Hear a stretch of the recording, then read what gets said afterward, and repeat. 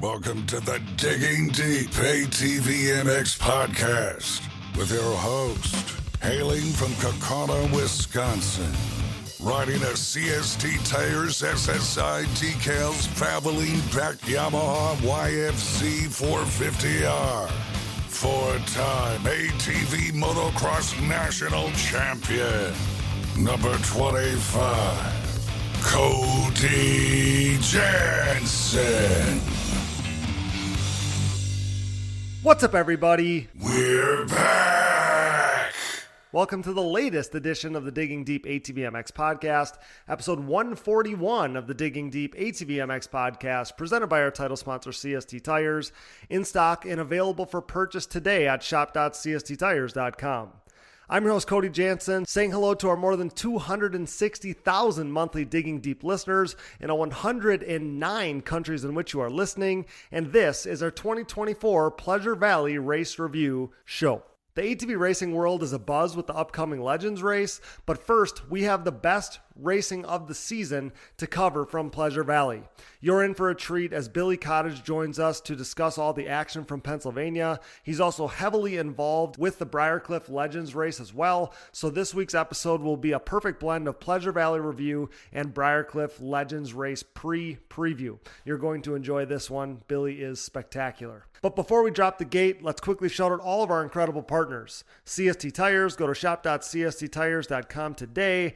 Yamaha, thanks to Blue Crew. Thanks to SSI Decals, Valvoline, DID Racing Chain, Namura Technologies, Bronco ATV and UTV Components, Launderville Steel Enterprises and Concrete Supply, the financial advice of the Haymauer Financial Group, DP Brakes, Factory 43, Binky's Forever ATC Museum, Impact Solutions, Ultimate Poly Products, UPP Racing, our choice when it comes to case savers, chain sliders, intake manifolds, and more. Use discount code DIGGINGDEEP15 at uppracing.com. The D6 Ultimate Quad Series, and Manscaped. Get 20% off and free shipping with code DIGGINGDEEP20 at manscaped.com. Whether it's the Lawnmower 5.0 Ultra, the GOAT of electric razor trimmers, my favorite, the Beard Hedger Pro Kit from Manscaped, or the best nose hair trimmer ever created, the Weed Whacker 2.0, get 20% off and free shipping with code DIGGINGDEEP20 at manscaped.com. So rad that Manscaped is continuing to invest in ATV racing as a longtime partner of Digging Deep. Help us keep them in the fold and involved in ATV racing by using our Digging Deep 20 code so they know you enjoy digging deep in what we're all about. Support all the great companies that support us, and for any products that fall through the cracks, click that Rocky Mountain ATVMC banner on our website.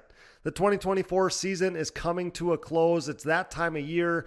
No matter what off-road gear parts you need, Rocky Mountain ATVMC has you covered. But before you buy, simply click that Rocky Mountain ATVMC banner on our website.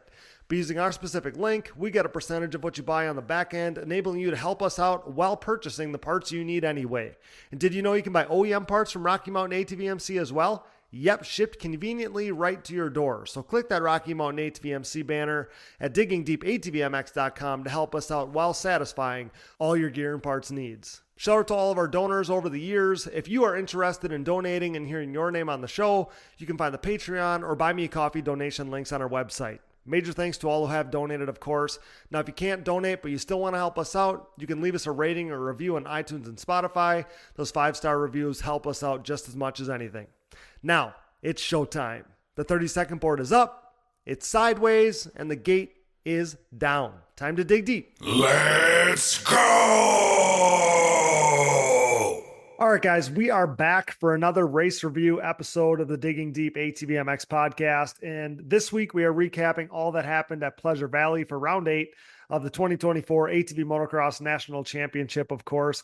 And here to help me break down all the action is a PA native. So he was there in attendance for Pleasure Valley and now joining us here to chat about it. And his name's got a little buzz around it right now. So we'll get into that as well. Brought to you by the D6 Ultimate Quad Series, the best regional ATV racing series around, goes racing next weekend, July 20th and 21st in New Berlin, New York. So check out and join in on the action of the D6 Ultimate Quad Series.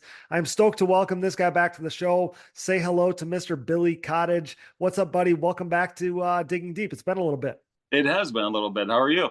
Not too bad, pal. I'm stoked. I was just telling you before we hit record on this thing that I knew if I asked you to come on the show, you'd do really well. I loved listening to you talk about the sport. I know you're totally into it. I know you got some passion for it still. And all these years later, I mean, I remember seeing you at Pleasure Valley. It would have been like the first times we were there for ATV Nationals, right? In like '08, right? Something like that. I remember you racing around. You were probably on a Kawasaki back then. I was on a Kawasaki back then. Yeah, it's amazing. We've been around it so long, and at least you've kind of stayed in it. But as long as I've not been racing, I've still kind of been stuck there. I can't get away, you know? Mm. Well, and like it wasn't real long ago. I mean, your brother-in-law's Thomas Brown, right? Like you'd sub into wrench for him, and obviously you're connected to it through him and all those things. But I think that so many of our listeners like can relate to the fact that like we have so many people that were out of it, and this show drew them back in, or they've kind of been, like watching it through their peripherals or whatever. And you're never totally out of it. Like you're never totally out of it. That's just the way we are. I feel like as motocross people. So like, you're a little bit older than me, but not much. And I always felt like your whole life, like motocross, it's basically your personality. Like even later in life, you get away from it. It's still your personality though. Like it's the music you listen to, the clothes you wear, like as a younger person, like the girls you're into, it's the whole deal, right? Like that's just how it goes. And you never grow out of that, at least from my perspective. No, that's definitely it. It's you kind of just build your entire personality around it, and then it, even when you go away, it doesn't. and it's still at your core, like whether you're at the racetrack every weekend or not, you're still that same guy. So Yeah. yeah, so funny how that works. But like I said, you were in attendance at Pleasure Valley there. You're a Pennsylvania guy, so I love the thought of getting you on the show here. And I thought I saw some pictures of you in gear. So did you ride a little bit too? Yeah, I went out. That would have been the second time I went out and practiced Friday Okay. practice Valley. I did Friday practice at High Point, but that wasn't really worth anything because it was just mud, you know. Mhm. Yeah. Borrowed my buddy Brian Jenkins, let me take his practice bike out and just do a couple laps and see, how I felt and if I could still do it. That's about it. Got it. Got it. Well, I love the thought of that. Like I said, nostalgic all these years later, like 15, 16, 17, that Pleasure Valley there kind of hinted at the fact, pal, your name, kind of got some buzz around it right now with this Legends race coming up. You're going to be part of this Legends race. So are you riding one of Brian's quads? Like what's the story with that?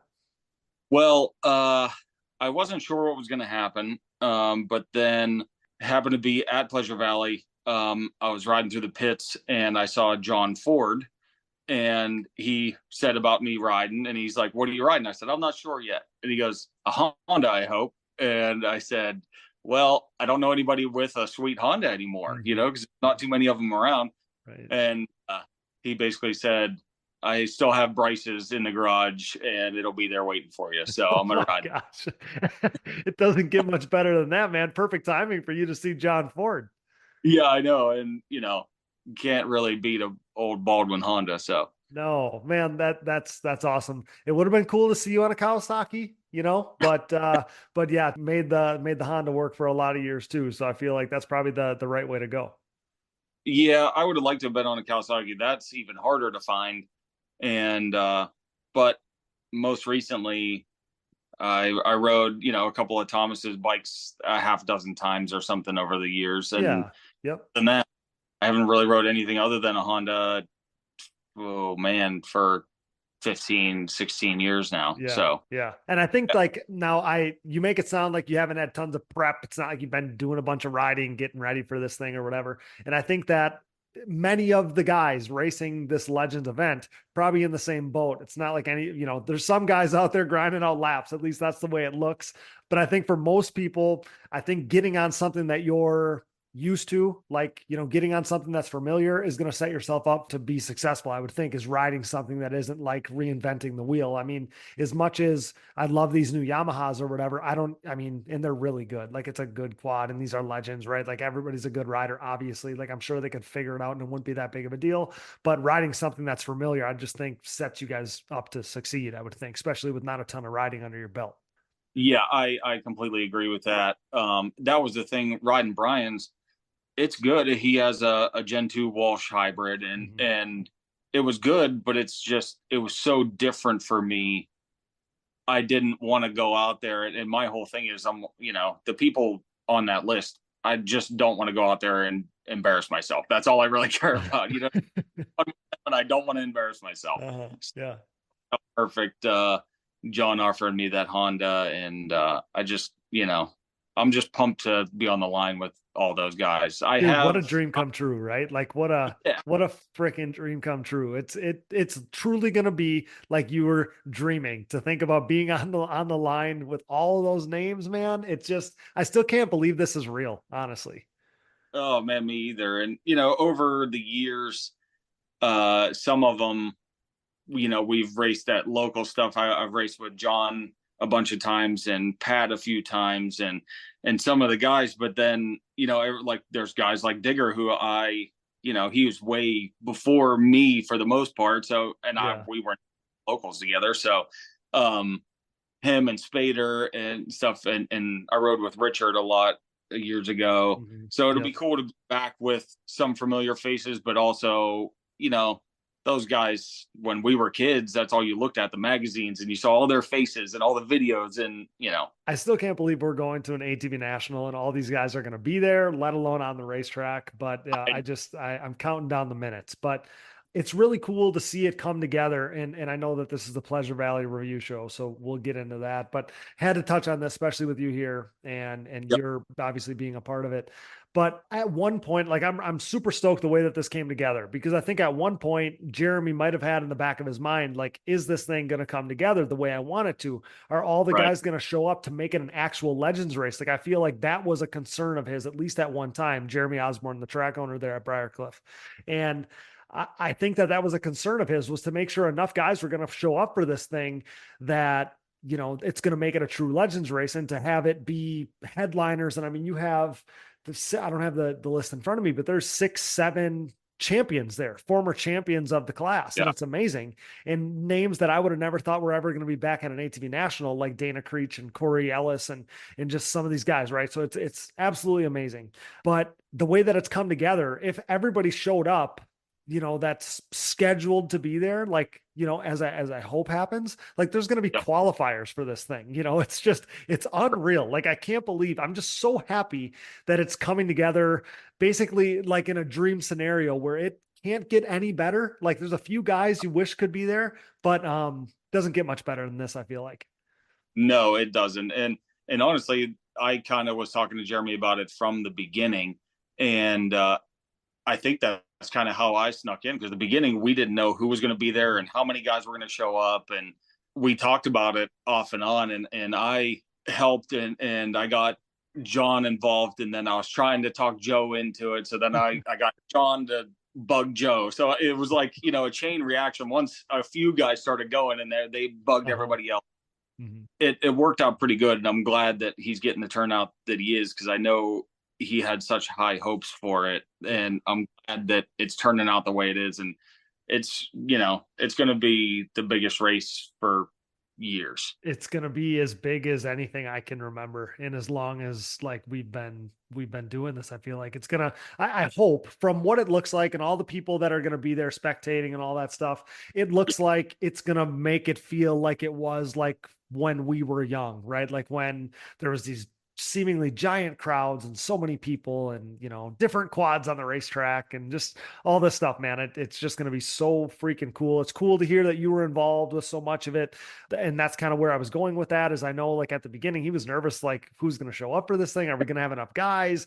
And he even made a comment at one point, he's like, hey man, like, we're going to have to, maybe change some of our requirements or whatever to make sure we got a full gate here. And so man, it's awesome to hear that you were as involved as you were, and that you've kind of helped rope some of these guys together. And that was the hope, right? Is that there was enough, it was going to gain momentum, and that's why I tried to, when I'd get a text or whatever saying, hey, I'm in, I tried to hopefully help that, how these guys are. Like, Joe Bird wasn't going to let, Doug Gust and John Natale get the hype only for them and just sit back and watch it happen. Like, like he wants to be a part of that. Yes. And there's so many of them. I said from the beginning, I'm like, once John said, yeah, I said, there's too many egos out there. You know, all them guys, they battled for years and years and years together. Right. You know, like you said, the spotlight's not going to be on one of them. They're all coming and they all want to show that, you know, they still got it. And that's why I think a lot of them are riding, because they don't want to embarrass themselves either. You know, they can't. Of course. Like, you know how it is. Like, and you just talked about this, you know, you have a standard, like you have a standard, you remember how fast you were, how fast you went, like even your muscle memory all these years later knows how fast you're used to going. And those guys are going to be no different, you know, like they want to be able to hold up to their level, to their standard, at least be close to that. And it's going to be really cool. There's different arrows out there. You know, you think of Barry McCarty being a decent amount older than these other guys.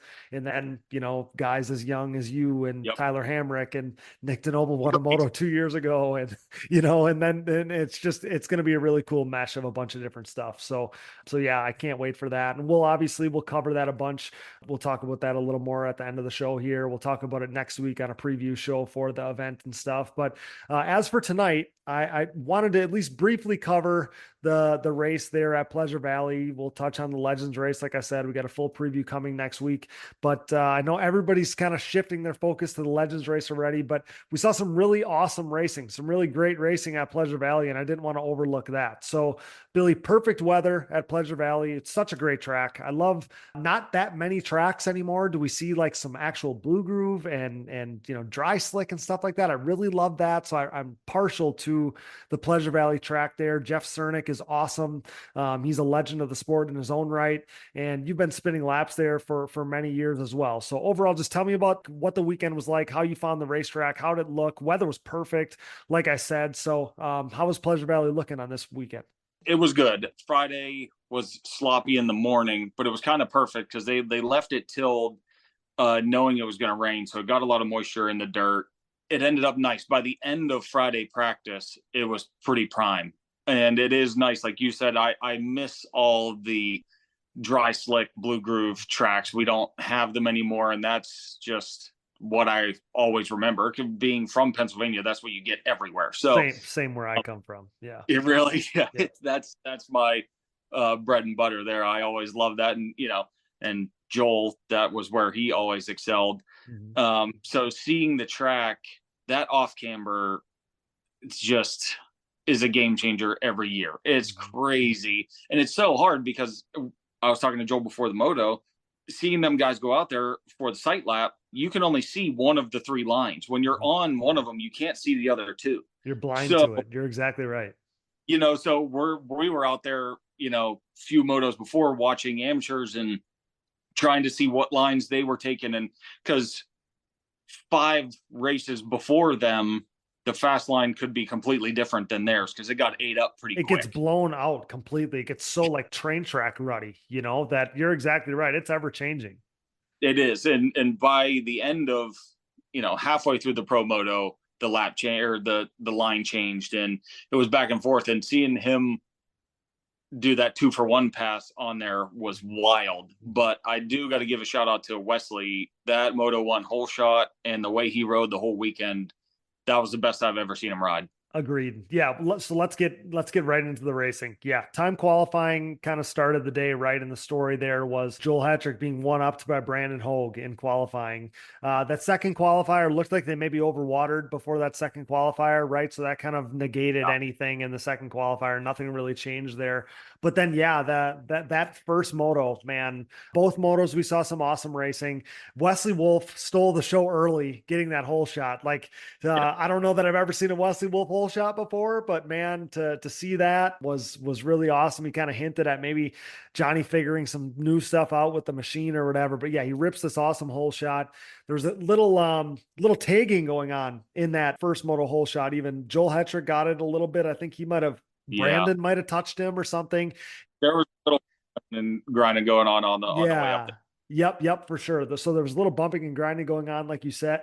But then, yeah, the story of that moto was that awesome battle. We saw Brandon Hogue really make a push at Joel there. But yeah, Joel runs the 2-for-1 special at the end of the first lap on that off camber. And it was awesome to see. That was super fun. He full sends it into that outside and makes the pass there before the finish line. But then the laps that followed that, the way that Brandon, so he eventually gets by Wesley as well. And the way that Brandon like ran it up on Joel, and for a few laps there, Brandon had better pace than Joel did, like he was mad skillsing, like back down the side, down the downside of a couple jumps there in that rhythm section of the finish line. Like he was going for the pass and really pushing Joel.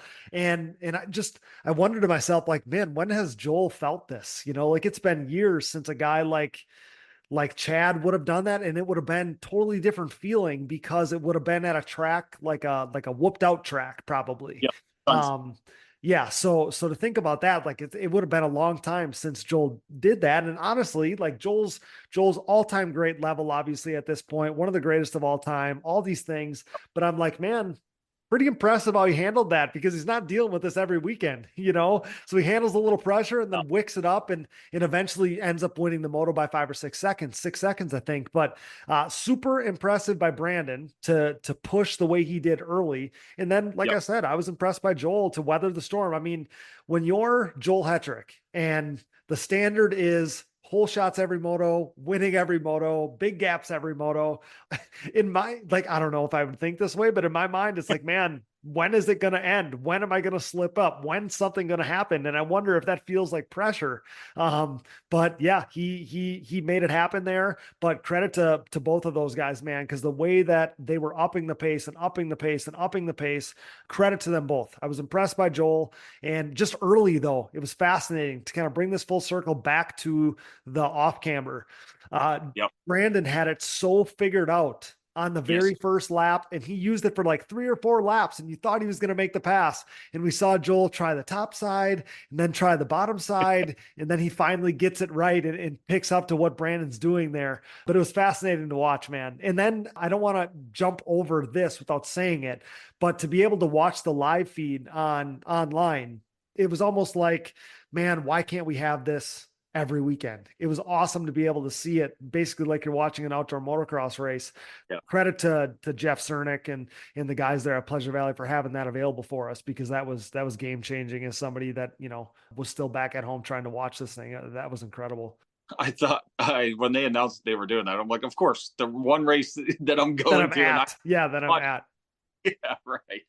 But the racing was pretty crazy, because there were so many lines out there that once you got, you know how it is on a dry slick, once you get out of it, out into the fluff, if it's soft at all, you're kind of screwed. And there were some train tracks through some sections. I know they put some hay bales out and tried to make it a little more racy, but it was the off camber. I mean, everything else, everybody was kind of the same speed. But the rhythm sections were pretty good. The inside outside coming into them, it made it really entertaining, because everybody was packed together the whole time, and one little slip up is all it would take. I you said about the 2-for-1, I couldn't believe he did it coming from the top, came down, and then had to go back up to go full send into the side. It was so much slower. I don't know how he did it, but it worked. I don't know. He just wouldn't be denied. But yeah, I was kind of thinking the same thing. He goes, basically outside, inside, outside, all in kind of one section, one corner. And then to use that outside, like to make that pass on that outside before the finish line, like basically nobody was using that the whole weekend, right? Like everybody was hitting that roller after the off camera. Like that was just the way that the track kind of led. It was the easiest way to do it. He full sends around the outside, and go figure, the pass of the weekend is in a line that nobody's, basically running, but that's what makes him Joel Hetrick. Yeah. We saw some awesome racing. That was the best moto of the year to that point for sure. We'll get right back to the show, but now a word from our sponsors. And thank you for listening to these ads. Without these great companies, none of this would be possible. Show your support for the people who support us. The official tire choice of Digging Deep, CST tires are the choice of ATV racing's elite on the track, in the woods, and every other terrain. CST tires swept the ATV racing world in 2022 as Joel Hetrick, Bryson Neal, and Bo Barron rode their Pulse MXR and Pulse HT tires to an ATV Pro Motocross title, GNCC XC1 Pro title, and 10th ATV Pro Works Racing title, respectively. Led by champion Joel Hetrick and podium contenders Bryce Ford, Jeffrey Rastrelli, and Nick Janusa, CST's Pulse MXR tire is the most trusted tire in ATV motocross today. Available in soft and standard compounds, the Pulse MXR offers the highest level of traction, most predictable cornering, and superior wear characteristics when compared to the competition. And did I mention they have a contingency program as well? Visit shop.csttires.com to join the CST takeover today, or prepare to be beat by someone who did. The best of the best choose CST. Do you? You know we're Team Blue Crew here at the Digging Deep ATVMX Podcast, as the Yamaha YFZ450R is the official ATV of Digging Deep. In a move started by 8-time ATVMX Pro Class National Champion Chad Wienen, who with his next championship will become the winningest champion in ATV motocross history, we are living in ATV racing's YFZ450R era. Alongside Wienen, 7-time GNCC XC1 Pro ATV National Champion Walker Fowler welcomed a pair of new champions to the Yamaha Champions Club, as the podium-proven Yamaha YFZ450R proved to be the winning choice for Joel Hetrick and Bryson Neal. This unprecedented success for the YFZ450R, its unrivaled quality and performance, and the clear fact that Yamaha is the leading OEM supporter of ATV racing has resulted in a complete Yamaha takeover within the sport quad market. Evident by the continuation of Yamaha's Blue Crew Racer Support Program, Yamaha riders will once again cash in on payout and prize opportunities in 2023, including a chance to win a brand new YFZ450R. For more info, head over to YamahaBlueCrew.com. Follow Yamaha Outdoors, as well as the new Blue Crew official channel on social media, and check out Yamaha's full proven off-road lineup at YamahaOutdoors.com today. SSI Decals, your way. SSI Decals sets the standard with the best looking decals, graphics kits, and vinyl wraps in the industry. Established in 1947, SSI took shape as an offshoot of their parent company by doing a little work for local pro Chad Wienen. Nearly 2 decades later, and fueled by a passion for ATVs, the company has flourished into one of ATV Moto's most recognized brands. From ATV motocross, SSI has expanded into graphics and design work for top racers in GNCC, Works Racing, Pro Motocross and Supercross, off-road, and more, headlined by 8-time world champion top fuel drag racer Clay Milliken. Whether your project is big or small, SSI Decals will make your identity stick. Get started today at SSIDecals.com and use code DIGGINGDEEP10 for 10% off at checkout. Things are about to get sick. The Digging Deep ATVMX Podcast is brought to you in part by DID and their wide range of championship-winning chains. From the street to the track and everywhere in between, DID chains are designed to give you the optimal riding experience with great performance and increased chain life. Consistent to the core, pick up your box of reliability today. DID, what drives you?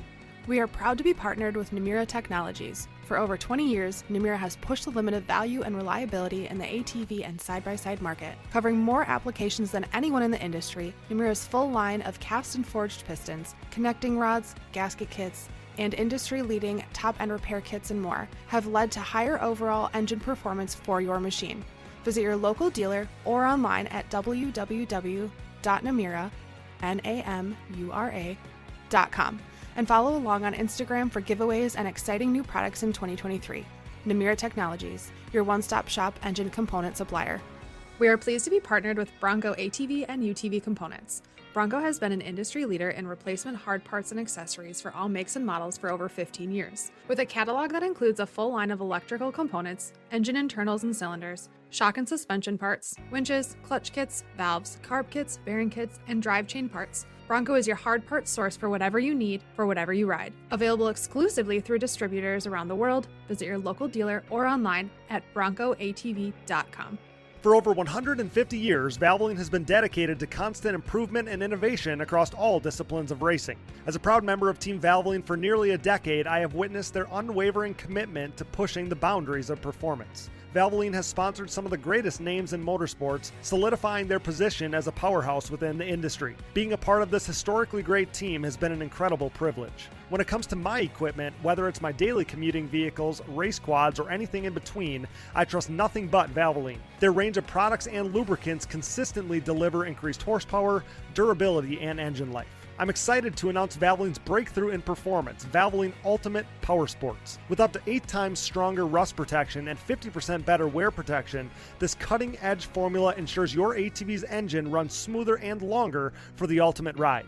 Tackle rugged terrains with confidence knowing your ATV's engine is equipped with the best protection available. Ready to experience the next level of performance? Head over to shop.valvolineglobal.com and use code DIGGINGDEEP10 at checkout to unlock an exclusive 10% off on your purchase. Don't miss out on this limited time offer to enhance your ATV's performance with Valvoline's Ultimate Power Sports engine oil. So Joel Hetrick gets the win by a little over 6 seconds. Brandon Hogue puts in an awesome effort, especially early, ends up second in the moto. Bryce Ford kind of rode around kind of by himself. It seemed like by the time he got to third, those guys were already gone. So he kind of just did his thing. He's obviously in second in points right now and not really being threatened too much as long as nothing crazy happens. So obviously we know he wants more, but he finds himself third in the moto. Max Lindquist continues to be the 4th best guy in this series. Another good moto for him. He actually pushed Bryce to the finish there. So that was impressive. And then welcome back, Jeffrey Rastrelli. Yeah. Awesome ride for him. You know, you kind of had to wonder, and I think he even had his doubts about how things were going to go in the motos here at Pleasure Valley. And yeah, he shows up and puts it in the top 5 right away. And pretty impressive, man. Like when these guys, like I often think, you know, like you feel for these guys that are hurt because these guys that are continuing to race weekend after weekend after weekend, stay in their routine, practice laps, all this stuff. It's very hard to jump back in there. And like we say so often, the way the class is right now, we got enough guys busted up and all that stuff. I mean, this is the cream of the crop. Like there's no guys to make you look good out there right now. So to jump back in there and be 5th, man, pretty impressive for Jeffrey. Yeah. And I talked to him before, and he's still limping around a little bit. He's definitely not 100%. I know he hasn't rode almost little to none, but it was really impressive to watch because he felt really good and he didn't have to push. And I still saw his lap times. He ran in the exact same second, I think every lap except for one. Oh, wow. So I'm like, dude, after being off the bike for that long, you almost can't ask for any better than that. Speaks to how talented the freaking dude is on a 4-wheeler though. Like, really? You know what I mean? Like take some time off. He's all busted up. He's still not 100%, obviously. And yeah, he's just does it like, you know, like nobody's business, man. So credit to Jeffrey, top 5 in the first moto. The rest of the way. So Kevin Saar, I knew he was going to be good at this racetrack. He was really good all weekend. We'll get into that as we go here. 6th in the first moto. Mason Jackson 7th. Cody Ford, who was hot all weekend here as well. He finished 8th in the first moto. Adam Ulrich, a PA guy, 9th. Wesley Wolf, so good early. Looked like he was going to, you know, really push to be, he was kind of fighting with Bryce for the top 3 there. Looked like maybe the worst he was going to finish was 4th. You know, I don't know how that ends up late, but yeah, looked like he was for surely going to be in the top 5 and then looked like he cut a tire there. And yeah, he was having a hard time even making laps. I feel like that thing came apart so bad. So Wesley Wolf falls from grace, ends up 10th in this moto. And then Joe Chambers, it looked like dealt with some kind of mechanical as well. So he's been good all season, but didn't get to, you know, show his true colors and the full story there in that first moto. So moto 2, the start of this thing, the front of this race is kind of the opposite. Story of the second moto is, you know, Wesley Wolf got another good hole shot. Touching on Wesley, I think he started 2nd. So how does the dude go from sometimes he can't buy and his hole shots have been better of late. Like I'm not trying to make it sound like it's something it's not, but the dude doesn't get hole shots and he gets the hole shot in the first moto and comes up 2nd in the second moto. So whatever he did on this day, got to do it again going forward the rest of the way. But so another good start for him. But story of the second moto is Brandon Hogue grips the hole shot and leads the opening, you know, handful of laps in this race. And you had to kind of think, because he actually had a gap at one point, you know, he kind of sprints away as Joel's buried, you know, behind a few riders there. And yeah, it looks like Brandon might have something to make this interesting, especially on the heels of the way he pushed Joel in that first moto. But Billy, Joel wasn't going to be denied. No, he wasn't. And I thought the exact same thing. Them coming around there halfway through the first lap, and Brandon was already starting to stretch it out some. And I'm like, man, he's gonna have to work for this one. And especially like you said, how good Brandon was riding. And it's not like the people in front of Joel are slouches either. You know what I mean? Joel, the best riders in the country, and he definitely had to work for it. But it's funny because we're talking about the standard of Joel Hetrick and his pulling hole shots and winning motos, and but I think he enjoyed it because it was different than everything has been. You know what I mean? For him, it almost reassures him, like, all right, I can still do that if I don't rip the start and just leave everybody. Dude, every great competitor, like, maybe not me. Like, maybe I remember being like, man, just let me get this whole shot, make it not be hard. But you know what I mean? Like, every great competitor wants to be challenged, wants to be pushed. Like, that's what makes them so great. That's what makes them achieve the level that they're at. Like we've said in years past, like, if it wasn't for Chad being so freaking gnarly, like, Joel wouldn't be quite as gnarly as he is. Like, it's just, Joel's natural talent was going to take him somewhere, but he got pushed to being, God level, because he got pushed by a guy that never made a mistake, just unreal. But yeah, the level that he is at, man. And you just wonder. And so to give you kind of a glimpse into this, like, Joel and I had a conversation at Walnut at Sunset Ridge. And I'm like, man, and he's like, man, I really want to get back on your show and whatever. And he's always such a good sport and such a great guest. And I'm like, Joel, I don't want to be the one to jinx this thing.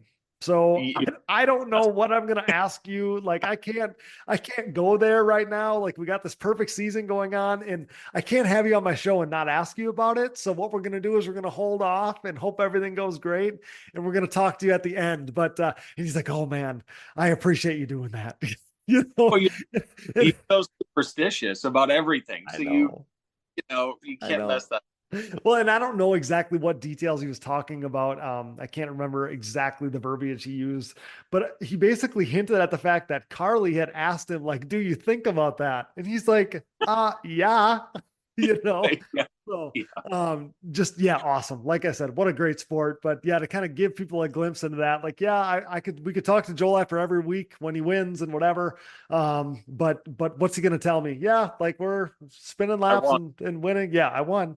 But the other question I have for him is obviously inevitably, now I know this is a perfect season. He's never done this before, but this has to feel so much different because you watch Gloop's videos and, they talk to Joel on the line or whatever, and he seems so laid back. And it's like, like in the past, right? Like, I'm sure he's got the same demeanor as he always has and whatever. But again, there's Chad Wienen on the line. Chad Wienen's won eight titles, all of which Joel was there for. Now it's got to be like Joel's racing a bunch of kids. So, like, what does that feel like as a competitor to just be like, I mean, yeah, as long as nothing crazy happens, I got it. Like, I wonder, and I know he wouldn't say it that way, but like, how does that feel? Like, I just would love to know, because for me, like, too, like, things are so much different now. Like, racing is relaxed. It's all for fun or whatever. But like, when I was racing real hard, like, I didn't really like the guy that I was racing against, like like that. It's easier if I'm like, I don't really like that guy. So I want to beat him real bad, and that's obviously not, and maybe it's never been that way for Joel, but it's definitely not that way now. He's so chill. He's so relaxed. And I can't wait, in the next few weeks or whatever, to ask this guy about this season and the different feeling that comes with this season, because the vibe is different. Again, he's perfect, but the dynamic of the class is different than it's ever been for him too. And I just wonder, like, what that must feel like. Cause again, that Joel, when he was, and maybe you know more about this than I do, but for a fact, when Joel was in the gym or on the bike or practicing or whatever in years past, he was thinking about Chad, and there's no Chad to think about right now. So, like, how does it change? You know what I mean? Well, it's funny you talking about the change, because I talked to him some, and then I was talking to my dad, and it's funny seeing the progression of him, because years ago, the fast, easy tracks were where he had the speed. Mm-hmm. The technical, harder, rougher tracks is where Chad always had his number. Chad, Yep. you know, even as Chad got older, it didn't matter. When you would go to Redbud or Walnut or anything like that, you knew that Chad was there. You knew that was Chad's opportunity. Yep. Exactly. And now it's funny talking to Joel because it's almost like it's not how he says it, but it's almost like the rougher and harder the track is, the better for him. Easier is on him now. And I'm like, he's turning into that veteran that, you know what I mean? And now those kids him, it's full circle. Yep. No, you're totally right. So the tracks that are maybe just not quite as tough, you know, difficulty level, those are the tracks where Joel, you know, maybe there's an opportunity to kind of run with him for a little while, like we saw at Chicani. And I think, you know, I don't have the numbers in front of me, but at Chicani, he won by like 20 seconds in both motos. And at Chicani, like, you know, they battled real hard years ago. Like I remember it. We posted about it, you know, earlier this season, kind of reminiscing, but those were the tracks where Chad really kind of flexed his muscles, and now Joel is that guy. So that's so funny to think about that. But yeah, bringing it back to this past weekend, man, Joel had to fight for it. He ends up getting the win there. Brandon raced hard till the bitter end, and we actually saw some really good battling going on behind Joel, because Brandon was obviously leading early, racing Joel there for a bit. Yep. He only loses 4 seconds to Joel the whole moto. So Joel's, you know, ends the moto 4 seconds ahead of Brandon, but Bryce is all over Brandon. And with a lap to go, Brandon seemingly didn't have the hot line in the off camber. Now it was Bryce that had it, even though early in the day it was Brandon that had it.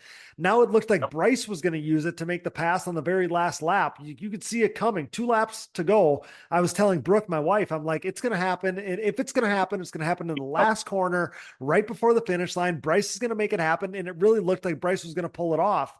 So his second moto was substantially better than the first moto, and it seemed like a little mistake there. Just didn't give Bryce the opportunity, but I sure thought it was going to happen. And that was the fight for the overall, for second and third overall there.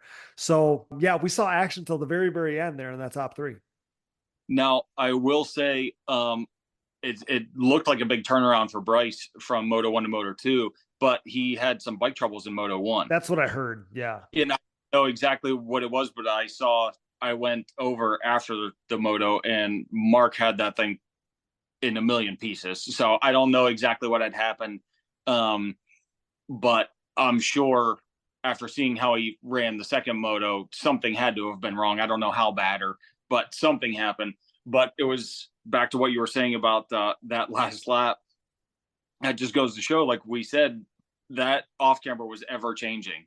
Mm-hmm. And you think you got the fast line, and then the next lap you don't. It's gone, you know. Exactly. Like it was so cool to see, and kind of like you said, like that was the spot on the track where stuff happened. Yep. And yeah, just to have something so dynamic on a racetrack is really, really cool. I remember the first time we were there and saw it in like 2020. I think they would have had it at that time. And I just remember looking at that thing like, that's not even a motocross obstacle. Like, I don't even know what that is, but it's, you know, it's not normal. And yeah, it's really cool to see how that's all came together. And there was a couple spots on the track where there was some passes to be made. I know watching the ride earlier today, you could see where Joel raced down, you know, kind of after the other rhythm section, one of the other rhythm sections, and race down that hill, and, you know, kind of picture perfect block pass on Wesley Wolf, kind of stood him up in the corner or whatever and made the pass. But yeah, there was some places to make passes out there, but yeah, nothing like that off camber, and really fun to see how that all came together there. So yeah, that was the top 3. The Team USA went 1, 2, 3 again in this moto. We saw action throughout there. Wesley Wolf rebounds from that cut tire in the first one. He finishes 4th in the second moto, which is really impressive. That bumps Max down to 5th in that moto. So he ends up going 4-5, I believe. Cody Ford, super impressive, super impressive. Cause I remember looking early, I had him on my fantasy team, and I remember thinking early, like, Cody's in 6th. That's a great run for him. And he holds on to 6 until the very end. And the reason why I put him on my fantasy team is because he's been so good here in years past. He got a moto podium last year at this racetrack, which was really impressive. And so Cody Ford ends up 6th in the moto, and that's awesome to see for a guy that talks about not being able to ride, and he's, got his business booming and got a bunch of guys he's managing and all these things. And I know we talk about it on a lot of these shows, man, but really, really cool. Like he's working, man, running a business, man, and showing up on the weekend and finishing 6th in a pro moto, man. Like that's next level. That's crazy. It's very cool to see, and hearing about him running the business and working full time and everything, and still, first of all, still doing it and having fun doing it. Mm-hmm. It's really cool to see, but to do it and have fun and still be successful that's awesome. I mean, what else can you wish for? Unreal. Exactly. It's really, really cool. And I think, and we talked about it with Max, I think I probably referenced it with Cody, but it's like, man, when you got that kind of real world stuff going on, real life stuff going on, like it sure takes the pressure off of the ATV thing, makes it not feel like a job anymore. And it can definitely, I'm sure it can feel like a job for those guys. Even me being a top 10 pro, it felt like a job, so it takes the pressure off when you got a bunch of other stuff going on. Maybe riding your four-wheelers a little more peaceful. Kevin Saar, 7th in the second moto there. Joe Chambers, obviously, like we talked about, rebounded in this one because he had that mechanical in the first moto. So 8th in the second moto for him. Adam Ulrich 9th. Jeffrey Estrelli, he had a get off, right, Billy? He had a get off earlier in the moto because he was way behind the pack. But then spun laps the whole time and ended up 10th. But did you see what happened to him there? Yeah, it actually happened on the off camber. Oh, it did. And, okay. Yeah. Like must have been opening lap. It was the first lap. They came around and he just kind of like tipped over, but I don't know what happened, but it took him a while to get back going. But I was glad to see he still, once he got going, went out, raced. There's, in all those guys, there's no give up. You know what I mean? But it was good. He still went out, and I'm trying to think. He still even, who'd he pass? Mason, right? Didn't he pass Mason? I think there was Mason had Mason had some kind of problem of his own. Yeah, because Jeffrey went 5-10. Yeah. Yeah. And that's what I talked to him about it. And I'm like, that's why you don't give up. That's why you don't just pull off, even though it seemed hopeless at the time. Points are points, Exactly. Yeah, exactly. The dude's got no quit, and he's gnarly and awesome to have him back at the racetrack, man. Like we need these guys in there, especially guys like Jeffrey. So kind of looking at the overall. So Joel Hetrick, man, 8 overalls on the season so far, 16 moto wins. We obviously know he's perfect. He's led 191 of 205 laps, which is insane. And now he's just 1 win short of tying Chad Wienen's number of wins. So obviously kind of looking towards the future here. Briarcliff, he'll have the opportunity, if everything goes according to plan, the ball's in his court to clinch another title, number 5 for him. And in the process, he could tie Chad Wienen's number of overall wins as a professional. So lots to look forward to at Briarcliff there in the pro class, obviously in the Legends race, and there's a lot going on. But man, this season that Joel has put together, and we've talked a lot about Joel already, but I always ask my guest, I'm like, what do you even say about this guy at this point? Like he's just so next level. He's grown so much. He's become so perfect. And it's the stats show it, but it's unreal. And this class is really, really, really good. Like the pace that Brandon Hogue is going, the pace that Bryce Ford is going, the guys behind them, Max Lindquist and Wesley Wolf and all these guys, they're so good. But you almost feel for them because they got to deal with Joel Hetrick, and Joel Hetrick's not going anywhere anytime soon. So, man, I don't know what else to say about the guy. It just goes to show you how phenomenal what he's doing is, because those other guys that you mentioned are so talented, and for him to be able to do that against them it's basically unbelievable. You would almost never think that it would be possible to be that perfect. You think you'd have to slip up once or twice, or get a bad start, or I don't know what happened to his starts there. They weren't as good as they had been. But he hinted at the fact that he doesn't jive with the concrete start. Right. And maybe Wesley is just good at concrete. Maybe. Who knows? No, I don't know. Don't they start on some pavement sometimes at GNCC? Yeah, there you go, on the blacktop. They do. Yeah. There you go. Yeah. So I don't know. I think I think all of the tracks should have something like, because they talked about at one point everyone having to have concrete start. Mm-hmm. I thought in Texas that steel grate was kind of a cool idea, and it was very different. And I was wrenching for Thomas at the time when at Three Palms. Yes. Yeah. And that I pretty cool, being that it was so different. Because when you go to something different, it's kind of, I don't want to say like a shot in the dark, but it's almost luck on who just picks it up faster than the rest. I feel like if they were all the same, the guys could fine tune their technique better. Or even like, I don't mind the idea that, like, obviously you don't want to, it's not endurocross or whatever they called it back when, we were racing WPSA, Terracross or whatever. Yeah. But like, we don't want logs and, and rocks and water pits or whatever. But like, I don't mind the fact of like having something a little different. And maybe this is kind of like the off camera thing, but something a little different to the point where it's like, well, the cream's going to rise to the top. The best guys are going to figure it out. Those are the ones that, like you just said, like I remember showing up there and having a great and being like, well, I don't know what that's going to be like, but yeah, I don't know. It's just cool to see something a little different, I guess. But yeah, the cream's always going to rise to the top. And obviously there's nobody better at everything on an ATV right now than Joel Hetrick. The dude is just so dialed. We interrupt this program for a special news bulletin. The following message is brought to you by Manscaped.com. The Manscaped engineering team has outdone themselves this time, creating the Lawnmower 4.0 trimmer, now available for purchase in the US and Canada. Join over 2 million men worldwide who trust Manscaped, an official sponsor of the Digging Deep ATVMX podcast, with this exclusive offer of 20% off and free worldwide shipping with code DiggingDeep20 at Manscaped.com. I'm one of the first people to try the new 4.0 and I am blown away. This thing is next level.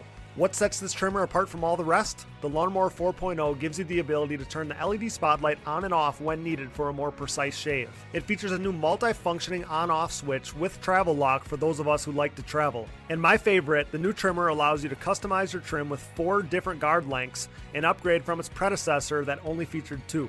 If you're listening, you know that good tools are a must, so wait no more to get the best tools for the job. Get 20% off and free shipping with code DiggingDeep20 at Manscaped.com. That's 20% off with free shipping at Manscaped.com by using code DiggingDeep20.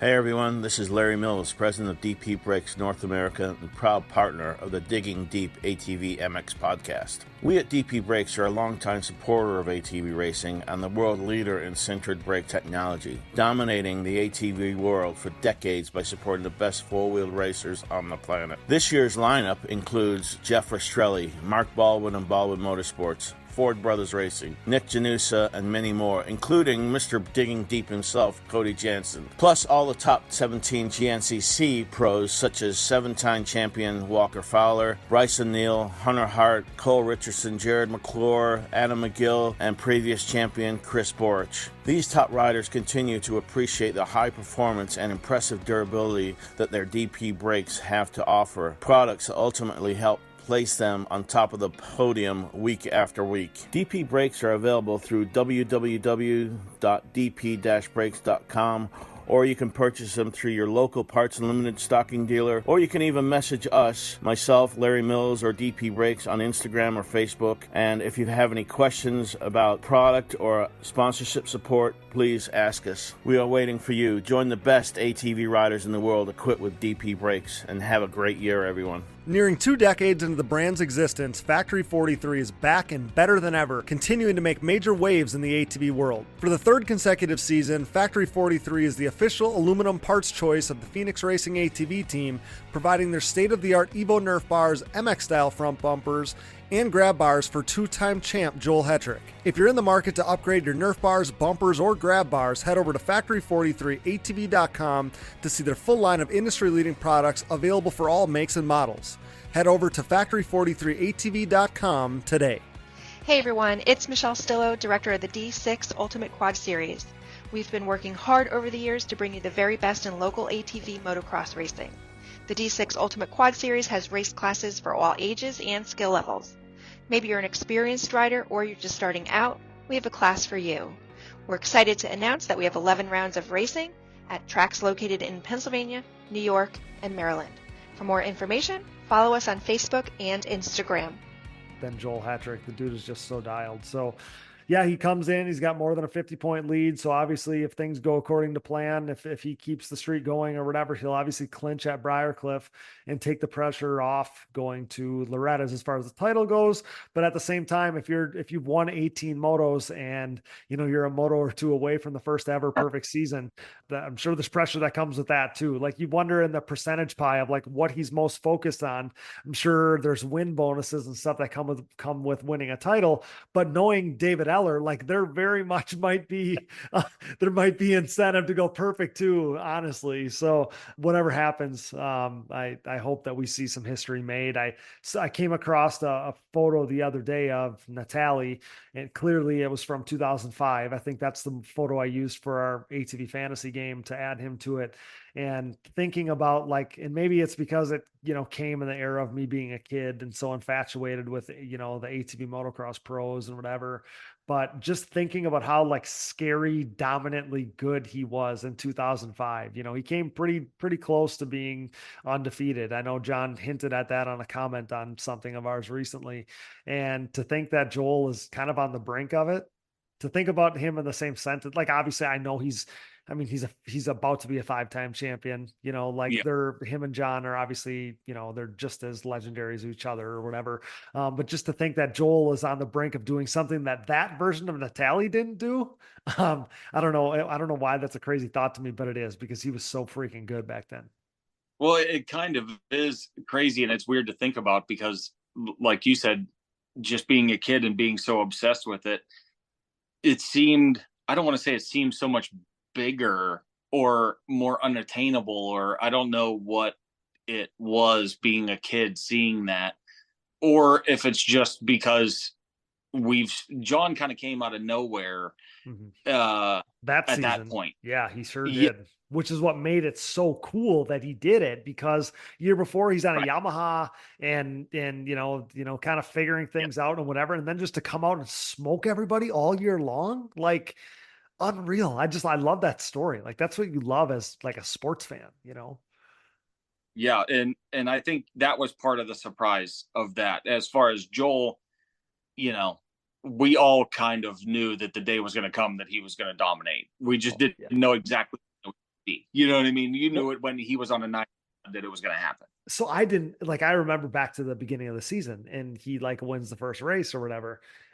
And I remember having the conscious thought, like, how early do we start talking about a potential perfect season? You know what I mean? Like if everything goes according to plan, and I say every week, like the dude's got more speed. He could go faster if he wanted to, like we watched him do it in the first moto. Like he figured some stuff out and then he wicked it up and he's always got speed. So yeah, unreal. The dude is just unreal. And yeah, it's going to be cool. Like you think about this Legends race or whatever, and all the guys that are going to be there. And, Dustin Wimmer, 2-time champ, Doug Gus, 3-time champ, Bird, 2-time champ, Natalie, 2-time champ, Spader's a 1-time champ, Hit's a 1-time champ. But you think of all that stuff and it's like, nobody's done, none of those guys, like obviously different era, racing a bunch of awesome guys, all those things, but none of them ever, like, I don't like to compare because then people get their panties in a wad, but like none of them did what Joel did. And Joel, other than this year, has done it all against Chad, and Chad is as good as anybody. He's got 8. Like I know people don't like to compare him and Gary, but like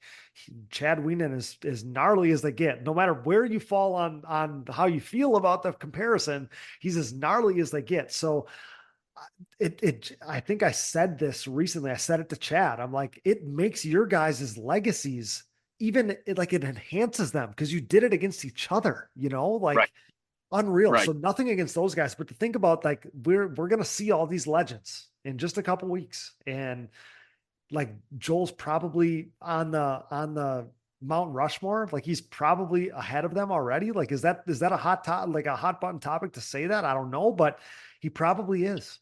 Yeah, and yeah, you're probably gonna rile some people up by saying, but how do you deny it? Like he's he's as fast and as good as anybody ever. Like you put it with Jeremiah, like I think of Jeremiah, right? Like Jeremiah was as fast, like straight up as fast, as scary, gnarly fast as anybody ever. And Joel's the same guy. Yep. So I don't know. I don't even know. Like, again, I don't like to compare because I love all those guys just as much as anybody that wants to fight me on it.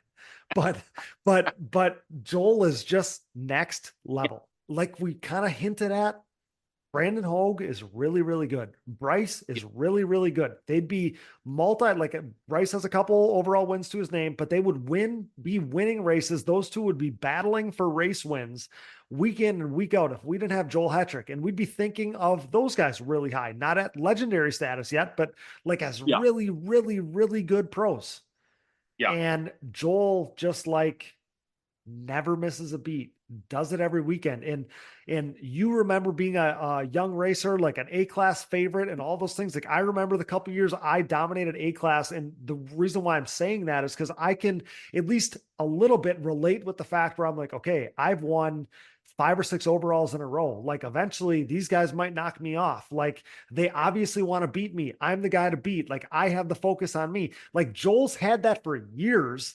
And the dude just rises to the occasion, steps up to the challenge, wicks up the pace, all those things. Like, I just don't want, like, it's like, you can't overlook that because that's impressive in its own right, you know? Just like you said, he's got more speed, and that is part of the Joel growing up, because we remember the Joel that just had to go as fast as he possibly could all the time. Didn't matter if he had a lead, what he was doing, and he crashed and broke. And it reminds me of watching Chad do the same progression, because he was wide open weaning and he broke all the time and did that. Well, Chad figured it out, and Chad became more consistent than anybody ever. And Joel's now doing that, and he only turns it up when he has to. Yeah. And if he can have his 5, 6 second, 8 second lead on them guys and kind of go into cruise control, he does it. If he needs to, you know, and that shows you in the time qualifiers when, you know, people get close, he turns it up another half a second. They get close again, another half a second, you know, and it's cool to watch him. I've been preaching to him for 5 years, like, be smart, just be smart, you know. And finally now he's like, all right, I got it. I figured it out. He figured it out. But I think that's what happens for these guys, especially because like we talked about, like he had to do it with Chad. So like he saw a great, you know, like he had like somebody to really show him like how to do it, like, you know, and then that obviously shapes you as an athlete to be like, okay, I have to be more like this. He became more consistent. He backed it down a little bit. But the most impressive thing, now I know we're talking about Pleasure Valley. Pleasure Valley was different than the races previous, but but basically all the races until that point, and I think Etchikani might have been a little bit of an outlier because he had bigger gaps there, but otherwise he gets that. It was like the 10 to 12 second mark is always how it was. So he sprints, he gets it to 10 or 12 seconds, and then like clockwork, he's lap after lap after lap, just maintaining that lead and saving energy for the second motos, not putting himself in harm's way. It's been amazing though. Like he's become so punctual and perfect as well. And that was Chad in 2013, where he won every race but one or whatever, you know, like it's just been incredible to see. So credit to that guy. Awesome season so far. Not going to be the one to jinx it. We'll talk to him afterwards, but yeah, credit to him, and excited to see potentially him push that number to number 5 and potentially keep the perfect season going as well. Brandon Hogue, awesome day. We talked about him a bunch. 2-2 on the day, second overall. Basically, he's been trying to mimic the day that he had there, or have the day that he had there since April. He did it in Texas on Bryce Ford's home track. And since then, he's been looking to do that again. And he did it at Pleasure Valley. He was really good. He's always really good on the hard pack tracks. I think at Briarcliff, he's going to be really good. We saw him lead there last year, and he had that little get off. And that race could have looked a lot like this Pleasure Valley race, really. He's great on the hard pack tracks. That's where he shines. And I think he's going to be another guy to watch at Briarcliff when we get there, because he's really good on those types of racetracks. And obviously the dude's got a bunch of momentum right now. And then to speak on Team USA as well, like so much is going in Brandon Hogue's way right now. He's gaining some momentum. Obviously Bryce Ford is his rival, his counterpart there, has the same things going on as far as Team USA, and he's second in points. He's been great all year, but I think, both those guys are rounding into form right now, but Brandon, he's got momentum he didn't have in recent weeks, and that probably feels really good for him.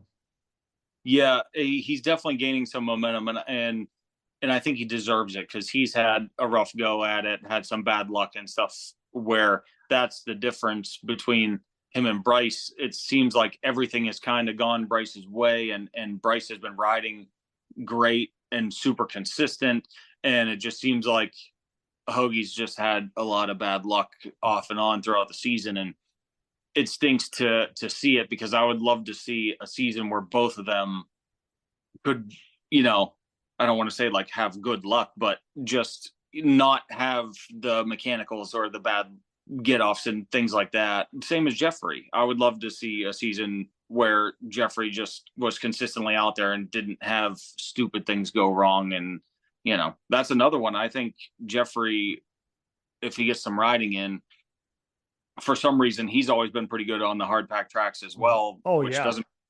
Does not make any sense. Does not make any sense whatsoever. But him being, there's no doubt, like just as like you and I are thinking the same thing here, like those high point races are burned in my mind where he's so freaking good at high point, right? For no reason. Yeah. For no reason. Doesn't make any sense. He's from Florida. He should be a sand guy, but yeah, the hard pack tracks are where he shines. Yeah. I can't wait until that group is kind of reformed back to what it was before, where, where obviously we have Hogue and Bryce, their level's very, very high right now. So these other guys are even going to have to push themselves up a tick to get to where they're at right now. But with Jeffrey and when Nick Janusa comes back, I think we may have him at Briarcliff, and after that, maybe next season before we see all these guys back to 100% and ready for battle again. But yeah, for that group to be back to where it was, I think I've been missing that all season long, where we're missing some of these guys. Zach Decker not being in there. He's a guy that can really be in the mix. And obviously it's been fun to see Wesley get up there and all those things. So yeah, awesome racing that we saw at this race. I think Bryce, he had such a calculated day, kind of piggybacking off of what you were saying before. Like he had such a great day. It kind of speaks to, because if you look at the stats, I know we keep track of it inside the fantasy game, but Bryce has, if it's not exactly double, it's very close to double the podiums in his career that Brandon does. And their careers are, the span of them has been very similar, but, to credit to Bryce, because he's become like all season long, like when we're picking the fantasy game or whatever, like Bryce is the guy, you can count on. And credit to him for getting to that point, because he was the wild child fast guy too, not that long ago. And now he's the guy that pretty much is going to be like his floor is third and his ceiling is second. You know what I mean? Like that's pretty damn good. Yes, it sure is. And he's going to be there all the time. He never goes away. His speed is there. And like you said, he was the wild child not too long ago. It was just 2-3 years ago. And exactly. he was the young Joel. He was the young Chad. He, you knew he was going to be up there or eat crap trying, you know what I mean? Exactly. But you said about having everybody back together. And I was thinking about that as you were talking, and the momentum of Wesley coming into the next one and Max riding so well coming into the next one. And if we have Janusa back, and if all those guys can be in the moto and be running a moto that we know they can run, that battle is going to be pretty gnarly. It's going to be awesome. Yeah. Like it's so much fun to see that, like Max has been so good and his starts have been better. Like the dude has been awesome. He's got more podiums this year than any season before in his career. Like his average finish this season is basically fourth, which is really, really, really good for him. And a bunch of, like I said, a bunch of podiums. Max has been really good. He was fourth on this day. Wesley Wolf, he's like you just said, he's ripping hole shots. And if he's starting at the front of the pack, like, he's going to finish in the top 3 to 5, no question in my mind. I mean, awesome for him to salvage a top 5 day for him. He goes 10-4 for fifth, which is awesome. Doesn't typically work out that way. So good for him. Another guy who was kind of on the fringe with that, maybe not with that pack, but he was better than he has been in recent weeks, was Kevin Saar. And again, I know that, he got that podium there last year. I figured he'd come in with some momentum from that, but yeah, 6th overall for him. And we'll talk about we'll talk about Pro-Am in a minute. He was awesome in Pro-Am too, but yeah, 6th overall for Kevin Saar, 6-7 on the day for him. Cody Ford, we talked about him. He was awesome in that second moto. He gets repaid for that or compensated for that with the 7th overall in the day. He goes 8-6 for 7th. Jeffrey Rastrelli, 5-10. Obviously that second moto wasn't ideal for him, but salvages an 8th on the day. Welcome back to Jeffrey Rastrelli. Adam Ulrich, 9th overall. 9-9 for 9th. Mason Jackson, he had a little bit of an issue there in that second moto. Was strong in the first moto, but ends up 10th overall. And then Joe Chambers, he battled that mechanical there. But like we said, that'll kind of wrap up our pro class coverage. I'm glad we covered it a bunch here, kind of heading into Briarcliff. But I think the biggest takeaway is the perfect season is still alive. And Joel Hetrick is on the brink of wrapping up a 5th title for him. So on Saturday there, Billy, pro sport was dominated by JJ Launderville. He was clearly the class of the field. We had a couple Argentinian riders who finished 2nd and 3rd there overall. But yeah, JJ Launderville dominated pro sport. And it looked at one point in that first Pro-Am moto on Sunday, looked like he was going to maybe dominate Pro-Am too. And then, then things kind of came full circle. So Pro-Am Moto 1, it might have been the race of the year. Mason Jackson led early. JJ Launderville took it away for a while. And then Kevin Saar grabbed another gear that those guys didn't have and took the lead for good after a couple laps of side-by-side racing there. Jackson ended up passing Launderville late. So Launderville goes raging up to the front. He's in the lead and then ends up, letting Saar and Mason Jackson, the pros, back by, but really impressive. So Saar, Jackson, Launderville, Norris was the top 4 there in Moto 1. Were you still there on Sunday? Did you watch the motos there on the Pro-Am stuff?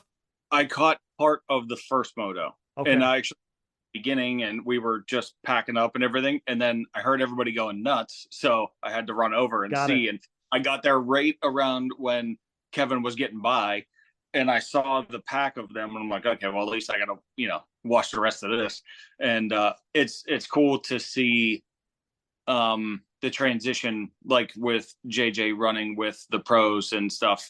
And talking about JJ, it reminds me of the way he rides and his stature and everything. He kind of looks like Chad. Of course he does. Yeah. You know what I mean? Just being so tall and the way he stands and, the bike just rocks under him and everything, the style. If I was him, I don't know if he does or not, but you should just study everything that Chad does everywhere and do exactly what he does. Well, yeah, like I think it's inevitable that you look like the guy. Cause if you're 6'5", and I feel like your body can only be in a certain way on an ATV. So obviously it's going to be very similar to the way Chad looks like. So yeah, credit to him. He's the next one. It looks like, I don't know if he'll go pro next year. It seems like it'd be probably about time to. He's racing with pros and guys that have done really well in the pro class. One of them's podiumed. The other guy's been in the top 5. Yeah. So he's obviously getting a master class racing Pro-Am with those guys, seeing where he'd stack up in the pro class, which is really good. Yeah. And I think you just saw that those guys were stronger late, but that's what the pro class does for you. Like you have to battle till the very end in the pro class. And you kind of saw that in that first moto, second moto. So I'll kind of fill you in. Second moto. And I guess the main takeaway is that Sunday and Pro-Am's action was simply all about Kevin Saar, because the second moto, he was able to make a late pass on Mason Jackson, who's the points leader. He's been the guy. Kevin's been the challenger, and Mason's been the guy. But on this day, it was all Kevin Saar. He made that pass for a second consecutive moto, had to pass Mason in both motos for the 1-1, and to get the win there, had to feel really, really good for Kevin Saar. He did really well there last year. He got that first and only pro podium to date for him. And I know it's always kind of cool to talk to Kevin. Like, he's such a humble dude, but it would be very easy for him to be like, okay, on Sundays, like I'm contending for the wins. So like, this is where my focus is. And yet it's not that way at all for him. It's almost like he could take or leave Pro-Am. Like, he brings his best effort, but it's almost like he could take or leave it. He's like, my main focus is the pro class. And that's really cool to hear from him, because he's still, being an international guy, the only thing that he really, really cares about is doing it against the best US riders. But Kevin really shined. It was his day. He wins the overall, goes 1-1 in Pro-Am, Mason Jackson 2-2, and JJ Launderville 3-3. Those guys joined him on the podium. But Kevin Saar, I really, really enjoy the guy. We've had him on the show a couple times this year. He did the live show with us at Budds Creek and stuff. And what a likable dude. And I was really happy to, I like Mason just as much. Like, he's awesome too, but really happy for Kevin to kind of get things right, because it seems like he's been not clicking as much as we had seen him earlier in the year these last couple of weeks. So I had a big smile on my face watching him kind of do his thing there on Sunday.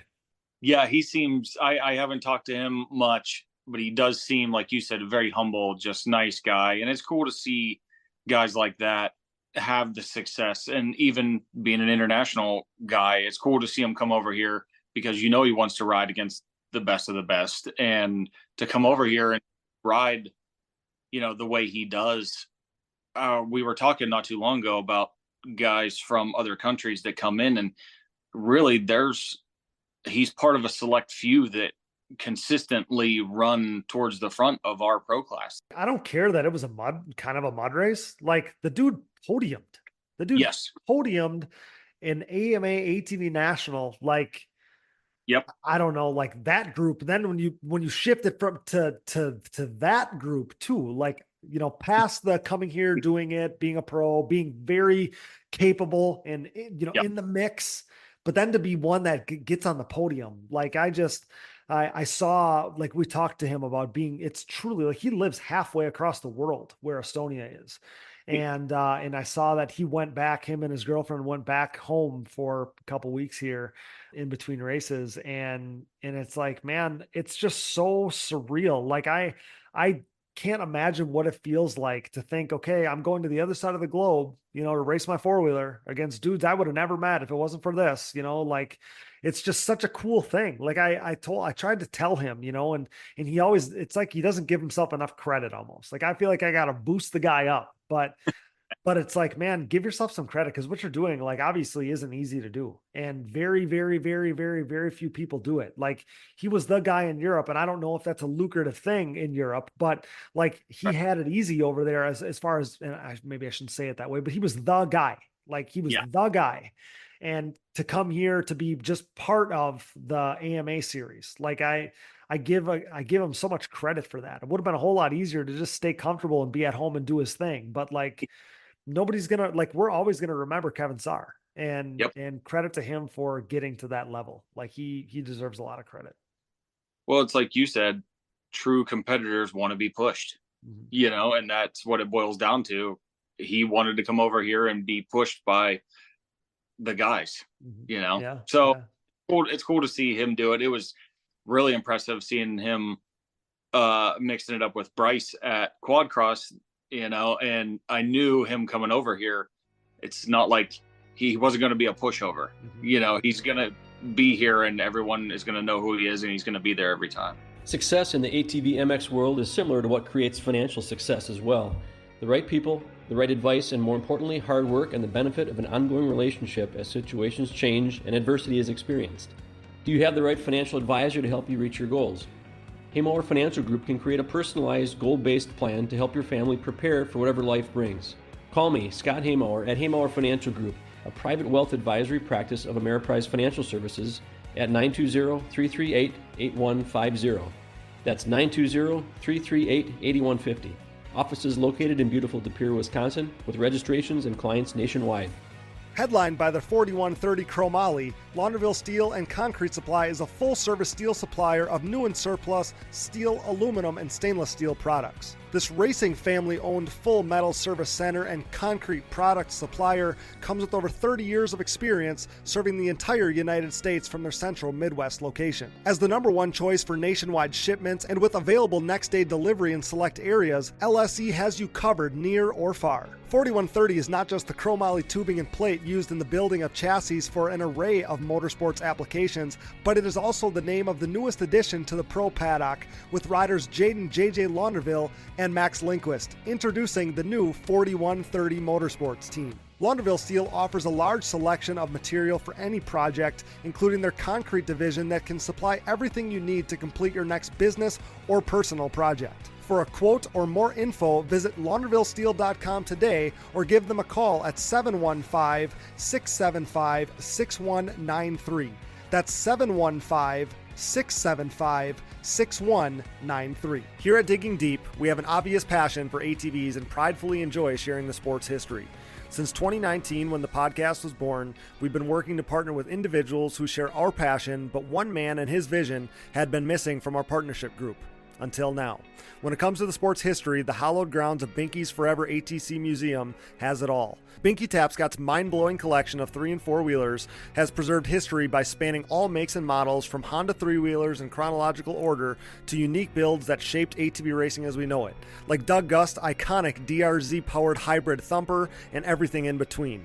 There's no denying Binky's passion, a passion that we certainly relate to here at Digging Deep. Binky's goal is to share his amazing collection with fellow enthusiasts by making his prized possessions accessible to the public via scheduled visits. Follow Forever ATC Museum on Facebook and watch foreveratc.com for further updates on possibly getting a chance to see Binky's Forever ATC Museum for yourself.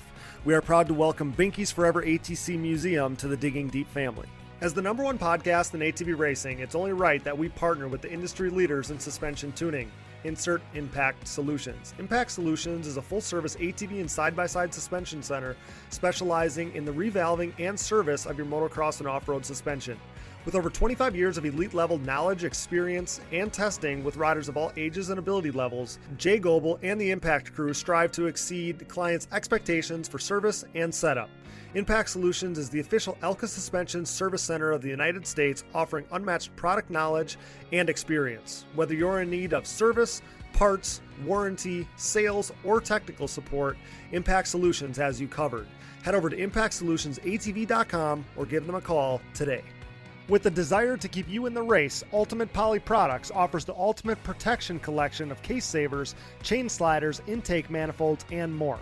Founded on quality in 1998, this family-owned and operated business produces products created by racers for racers. These industry-leading products are proudly made and manufactured in the USA, with their case savers being made of the highest quality American-made polyurethane on the market and designed to completely conform to your engine case to help prevent case damage from a thrown chain, because no one wants to be a spectator on race day.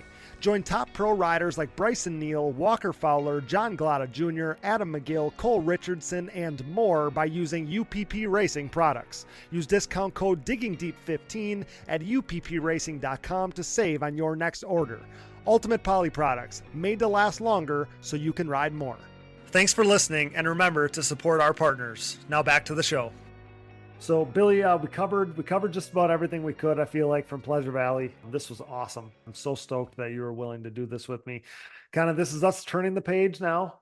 Like I said, we got a full blown. We'll cover and preview the Legends race next week. I plan to talk to as many of those guys as are willing to talk to me. We'll kind of quickly touch on next week, what they're riding. I know that's basically the biggest question everybody has, is what they're riding, and I want to know prep and where we're at with that and what their expectations are and all those things. So we'll do that next week. I don't want it to be a marathon or anything. I want it to be something where we can kind of quick hit with the guys and see how that goes. But where are you at with this thing? Like, where are your emotions? That we got so many people that are wondering about the date and live streaming and all those things. I don't know about live streaming yet. The date's obviously Saturday, July 27th. Briarcliff Motocross in Nashport, Ohio is going to be the place to be. I think the crowd is going to be amazing. amazing. I'm so stoked to be part of this thing as the announcer for it. Me and Rodney should be really, really cool. So kind of take me through what your thoughts are, like where you at, where's your head at? Obviously we talked about how stoked you are to be a part of it and just wanting to, not embarrass yourself and all those things, but where you at, man? This is going to be so surreal. Like we talked about it being a dream to line up with these guys. I still can't believe we're going to have them all at an ATV race again. It's just going to be, I feel like it's going to be like the Beatles walking around, these guys, but I truly can't wait. I think there's obviously like the elephant in the room, or maybe that's not the way to say it, but I see these comments from people like, why isn't so-and-so there? Where's so-and-so on the list? And it's like, well, these guys got other things going on too. Like they have lives. Like obviously everybody wanted Timmy Farr there, but he's got a family wedding. Like he can't come, so, Right. so there's things that come up. I wanted Gary Denton there. Obviously I think we all did, but he's got other stuff Yeah. going on and he's a California guy. Like it's a long way to come across the country like that. And I don't know if Gary would have been willing to go out there and ride, like, I don't know. I don't think he's spinning laps on ATVs much anymore. But even just to be there would have been really cool. But, people have lives going on. Like, I think I would assume, I obviously know Thomas was invited, but you would know probably better than I, but Thomas can't come either. And I've seen his name come up a lot too. So, I don't want people to dwell on, and maybe this is just me as a human being, but I don't want people to dwell on like the what ifs, or whatever. Like, let's appreciate the Gus, Spader, Hit, Natalie, Wimmer, Bird, Ellis, Creech. Like, doesn't get much better than that, No, it doesn't. And I know, to touch on Thomas, like you said, he didn't qualify for the years. He hasn't been out long enough. Oh, is that right? Okay. Yeah. Well, So okay. Buzz talks about he's seeing, I don't know if he can get off work or what's going on, with his firefighter schedule, but there was talks about at least him trying to come up and make an appearance and be there, Got it. guys. And because really he's, the most recent legend of the sport. So it'd be cool if he's there and, and I didn't think about that. I didn't think about how current, that he's more current than, because like I think of Uppy, like Uppy's not that non-current, and obviously the DeNoble thing and all that stuff, I guess. But maybe that, obviously I wish Thomas was going to race. Like, it'd be cool to see him, but I think he'd be the clear favorite then, like automatically. And maybe that actually speaks to how cool, like I have in my mind, like who I think is probably going to be the best guy.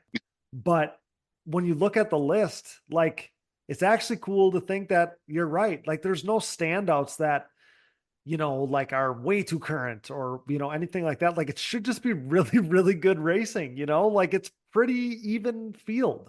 Yeah, it is. And it's going to be really interesting. I do have my clear favorite in my head too. I have my top two. I can't third one in there for sure. So some of these guys, Billy, I don't know what to expect, like, especially because we don't know what each of them is riding yet. Like, so just touching on one guy, who actually like probably should be pretty good. Like he won a moto 2 years ago, but DeNoble wants to ride a Cannondale, and the Cannondale guy kind of wants to set it up. And I don't know if it's actually happening. I haven't talked to Nick about it, but like that kind of that would change my, my feeling on it. If he's on a Cannondale or not, like nothing against the Cannondale, be cool, I guess. But Nick on his Honda versus Nick on a Cannondale, they're going to be going different speeds. I'm sorry, but it's the truth. Yeah. But if he's going out there for nostalgia, not for the win, the Cannondale is really cool. Yeah, I agree, but I don't think of DeNoble on a Cannondale either way. Yeah. I'm sorry. I'm sorry, but I guess I don't have to keep this secret or anything. I think John Natale is the clear favorite in my mind. Like we saw, and we touched on this in recent shows, like he did the Huevos thing a couple years ago on Bryce's quad and damn near won the thing. Like that's what John Ford keeps telling me. Like, don't sleep on how good he is, all those things. I don't know what other guy you're thinking. I assume in my mind, I know he's spinning laps and all that stuff. So that makes him like he should be good. I guess I'm referencing Dustin Wimmer. He's, spinning laps. He's putting in the time. They've been focused on this thing. His best buddy there has been calling me about this since February or whatever. So I know that there's a lot of focus going into the program. One of the other guys, like I just telling my dad earlier today, I'm like, don't sleep on Pelchat, don't sleep on RP. Like I think that, I just raced him at Unadilla like 4 years ago, so that's like pretty recent. And I know he was real fast. He was right outside the top 3 somewhere in the 25 plus class when it was super stacked, right, with Creamer and a bunch of us. So I know he's going to be really good. I think I expect him to be really good. The other guy though, I think, because they all deserve credit, right? They're legends. Yeah. But Corey Ellis rides a lot too out west. And Corey's a guy that's been all in on this from the start. We were talking about this at right after Daytona when I saw him at the Yamaha event that we were at. He's all in on this. So he's going to be another guy to watch. But whatever the podium combination is, man, it's going to be can't miss. And I think you cannot hype this race up enough. Like I truly think it's going to be once in a lifetime. Like this isn't going to happen next year. Like people keep hinting at the fact, like they want to have it be a series or, whatever. Like, I don't think this is happening. I know it's not happening next year. I don't think it's happening in 5 years, like this isn't going to be a thing that happens all the time. So man, if you have the opportunity to get to Briarcliff for this thing, you do not want to miss it. Like there's going to be so many people like you and I, Billy, nostalgic, remembering our youth with these guys, man. It's going to be really, really cool. And it's going to be can't miss. So this has been so much fun, obviously, to talk about it and speculate and all these things. Yeah, for sure. But I can't freaking wait for this event. So, but yeah, like you, man, I don't know who I can't predict a podium, like I know Shane Hitt's been at Briarcliff, a couple times spinning laps. And I know, he rides recreationally every once in a while. Travis Spader's been, he'll be on a 2-stroke. So we'll see how that stacks up. And I see people talking about how it'd be fun to see how that stacks up, but he's spinning laps at Janusa's and Bird he was like 20 miles from my house here today teaching a flat track school. Like, what the hell is that? Like, I don't know, like he's in the Northwoods of Wisconsin teaching a flat track school, but whatever. So yeah, I mean, I don't know. It's going to be really cool. And I think one of the guys I'm most excited of all, I haven't even touched on him, is Dana Creech. Like to think that we're going to have Dana Creech back at an ATV National, like, man, you got to pinch me. It feels like a dream. Some of the coolest riding style ever. Yeah. Again, like we were talking about Joel earlier, except Dana's on a whole nother level as far as being able to do anything on an ATV. Yeah, next level. Then and I feel like I'm slighting guys now because, I'm looking at this list in front of me and David Hagsema, like he awesome and pretty relevant. Yep. I think Brett and I raced him at Loretta's like 2 years ago or three years ago, something like that. I was still on a Honda, my last race on a Honda, and he was good. And yeah, so all these guys, man, going to be awesome. Billy Cottage is going to be awesome. And on an awesome Ford Brothers Racing Honda. And I saw we had, for the GNCC guys, we had a couple late ads here with Chris Bithell got added to the list yesterday. So GNCC guy. And Greg G, which is cool. Now we got the Canadian back, and that's another nostalgic name for me. You would have raced Greg. Yep. Greg G in the mix too. That reminds me of WPSA 2007, 70 dudes trying to qualify for the A class, and 2 of those guys would have been you. Yep. Yeah. We raced. It would have been. Yeah. It was. I raced him in 16 and 24 that year, and he might. Who was it? He might have won one of the pro-ams that year. You're right. Well, so the battle I remember, and you're right, maybe I was 1 year late to that. I do remember him racing 16 to 24, but he would have been battling with Cody Miller, right? Cody Miller won the title, but I think his biggest challenger was Greg G. Yeah, they went back and forth a lot. Yeah. In 16 and 24, I remember showing up to run 16 and 24 and him coming to the line. Being like, oh, shoot. Really? Yeah. But it was fun to ride with him. And there was so many big names, and I raced Thomas in the A class. Yep. Thomas and Caleb Moore. I'm trying to think of who else was in the A class that year, and Greg and Josh Williams and JR Hines in 16 and 24. That's what I was just going to say. I was going to say JR Hines. Yep. One Devin Himes been in there too, or no? Yeah, he might have been in the A with us. Okay. And what made that so gnarly for the listeners that maybe weren't around back then, like there was one A class, and it was the series to race in ATV racing. So every A class, like if you won an A class race or and then eventually the championship, you beat everybody and anybody. There was no ducking anybody in these classes. Like it was, like I said, like there was 4 qualifiers for these A classes, it was just insane. Like just unreal what that was like back then. And whoever won A, most weekends won Pro-Am also. Yeah. Cause everybody, the fastest guys ran them both. Yeah. Yep. So at that point in 2007 on Kawasaki's, would Upperman have already been in the pro class? Yes. Yeah. Uppy moved up. Yeah. Cause he had his dominant year in 2006, right? In Pro-Am and Unlimited and production then. Yep. So then what about Mark Kendall? Would he have already been pro too, or was he in Pro-Am? No, he rode because he was on the Cowie team with me in 08. Yes. He rode in 08 and then I believe moved in 9, or I don't know what he did. I think pro a little bit in 08. Got it. So you would have, been on the same kind of time frame as him. And just crazy to think about all that. And there's obviously other names there's people yelling at their phone right now, listening to this saying, Casey Martin or whatever, cause he was probably in there too. Meyer and who else? Cody Gibson. Yeah. He would have been early on. Yep. Yeah. So unreal, but it's crazy. It's crazy to think about, what it was like back then. And like I kind of said earlier, I think that this is going to be the closest as far as event feeling and really feeling like a huge event and all these things.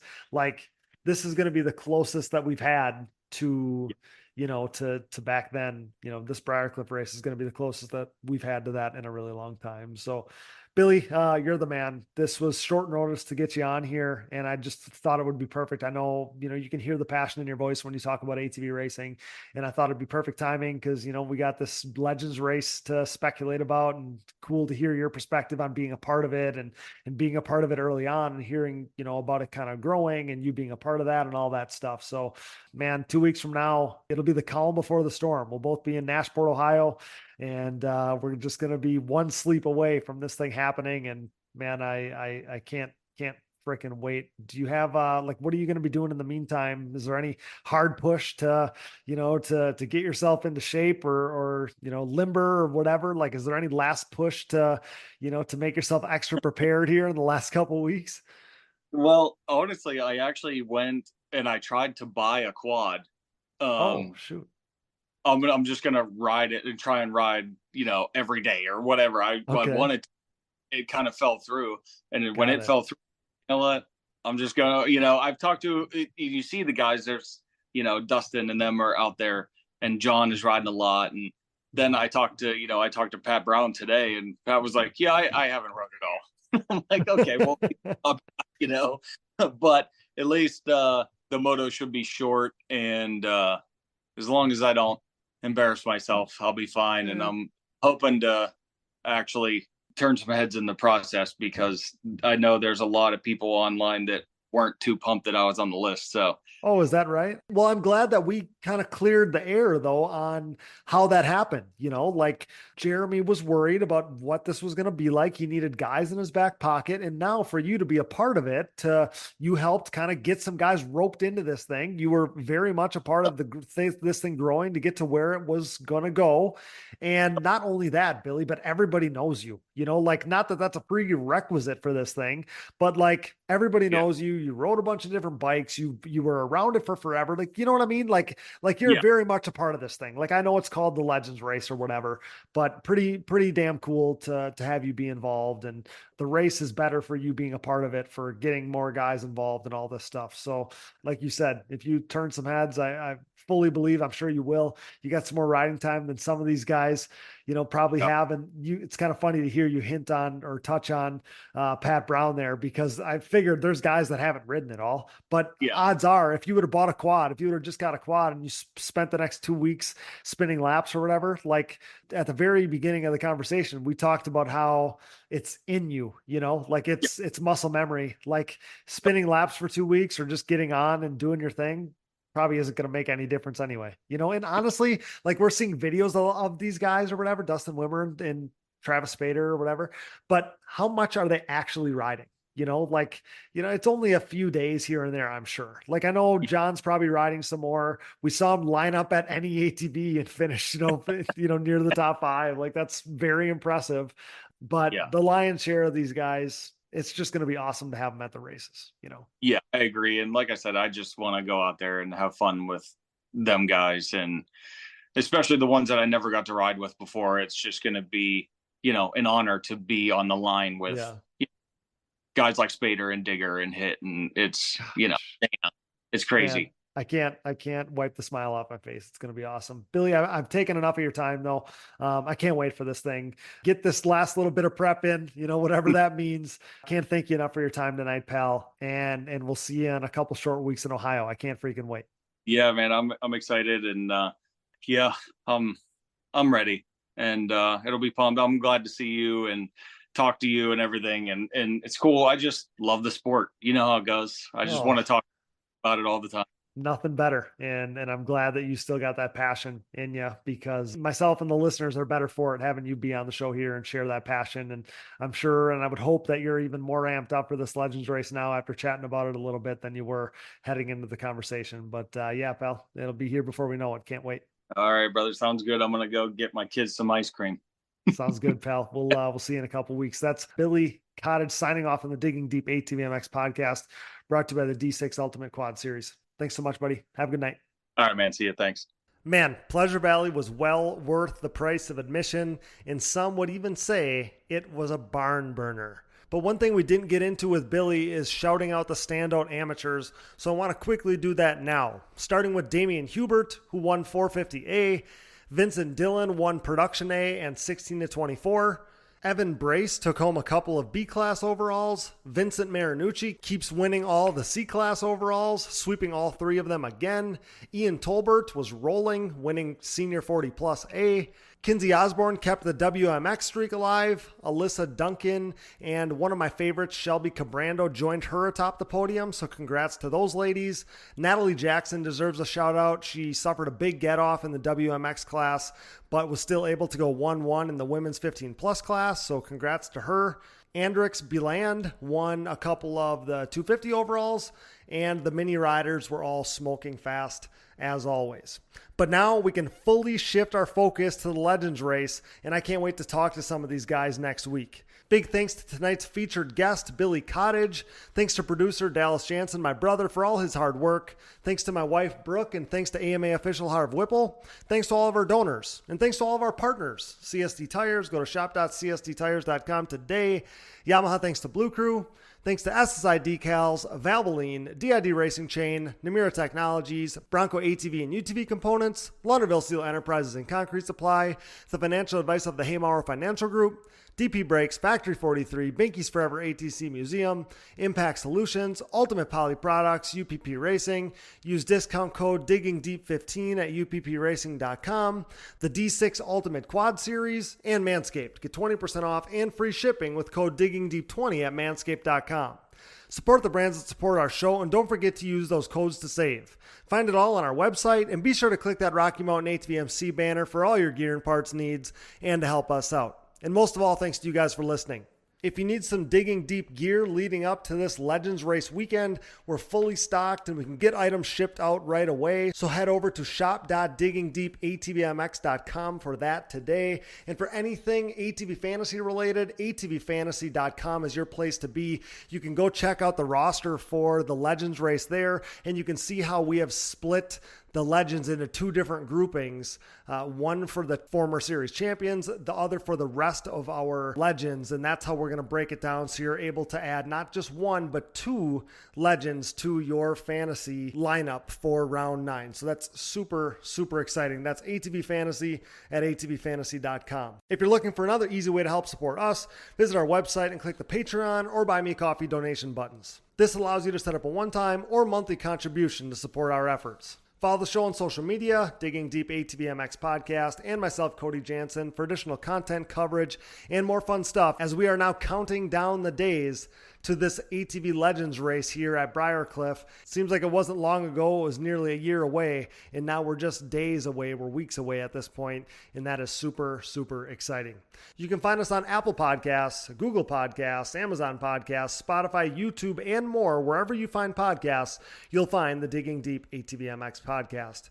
All episodes, additional podcast providers, sponsor links, and discount codes, show merchandise, fantasy info, and more can all be found at diggingdeepatvmx.com, so check that out today. Be a friend, tell a friend. Please download, subscribe, rate, review, and share. And with that, for Billy Cottage, Brooke Jansen, Dallas Jansen, and I'm your host, Cody Jansen. Thanks for listening to and making us the most listened to podcast in ATV racing, with more than 260,000 downloads last month in 109 total countries. Until next time, thanks for joining us in Digging Deep with the Stars of ATV Motocross.